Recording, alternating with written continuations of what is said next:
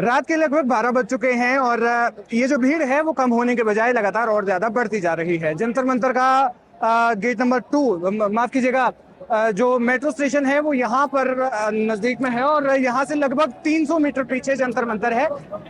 भीड़ यहीं पर इस वक्त है सबसे ज्यादा और इसके पीछे पीछे अगर आप जाएंगे तो धीरे धीरे लाइन भी लगती हुई जाती है। जंतर मंतर के अंदर प्रवेश करने के लिए एक लाइन बनी हुई है जो कि बहुत लंबी है और यहाँ से लेकर के पीछे तक अगर आप 300 मीटर तक देखेंगे तो वहां तक जो है वो इतनी ज्यादा भीड़ नजर आ रही है। 20 तारीख के बाद जिस तरीके से लाठीचार्ज हुआ, उस लाठीचार्ज के बाद से भीड़ लगातार ज्यादा बढ़ रही है और युवा जो है न सिर्फ दिल्ली से बल्कि महाराष्ट्र हो गए, बंगाल हो गए, बिहार हो गए, देश के कोनों कोनों से जुट रहे हैं। और मजे की बात यह है कि दिल्ली में ये जो प्रदर्शन चल रहा है इसके बावजूद उत्तराखंड, बिहार और तमाम जो अन्य राज्य हैं, महाराष्ट्र में भी हमने देखा, पुणे में भी हमने देखा, इन राज्यों में भी अब युवा लगातार सरकार के खिलाफ प्रदर्शन कर रहे हैं, जो कि एक बहुत बड़ा एक तरह से रेवोल्यूशन बनता हुआ दिख रहा है।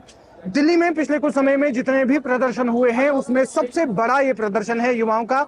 और इसी बीच में अब एक नई जानकारी सामने आ रही है कि सौरभ दास उन्होंने बताया है, जो कॉकरोच जनता पार्टी के स्पोक्स पर्सन है, उन्होंने बताया है कि सरकार अब उनसे बातचीत कर रही है। लेकिन सवाल यही है कि ये जो बातचीत हो रही है, सोनम वांगचुक का 24 दिन हो चुके हैं, 12 बज चुके हैं, 24 दिन हो चुके हैं उनके अनशन को, और अभी जो है वो जारी है। उन्होंने नहीं कहा है कि वो अनशन तोड़ेंगे। उनकी तबीयत जो है वो लगातार जिस तरीके से खराब होती जा रही है, और हालांकि उन्होंने ये भी कहा है कि वो आंदोलन में डटे रहेंगे और जब तक सरकार उनकी मांगे नहीं मान लेती तब तक वो अपना अनशन जारी रखेंगे। जेपी नड्डा ने उनसे पहले मुलाकात करने का न्योता भेजा था और उसके बाद सौरभ दास ने कहा है कि जेपी नड्डा ने उनसे मुलाकात करने का न्योता भेजा, माफ कीजिएगा, संपर्क किया, लेकिन उन्होंने उस संपर्क को ये कहते हुए खारिज कर दिया कि हम उनके आवास पर नहीं जाएंगे, जिसको आना है वो जंतर मंतर पर आए। तो आखिर में सवाल यही है कि क्या जो 20 तारीख को लाठीचार्ज हुआ, युवाओं के सर फटे, हाथ पैर टूटे, जिस तरीके से मतलब ये जो हिंसा एक तरह से हमें देखने को मिली, क्या वो रोकी नहीं जा सकती थी?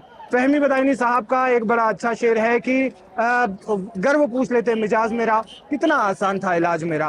तो ये जो तमाम बातें हैं वो देखकर सामने आ रही है। फिलहाल हम बने हुए हैं जंतर मंतर पर, आपको आगे की अपडेट देते रहेंगे। आप बने रहिए हमारे साथ, देखते रहिए लाइव हिंदुस्तान।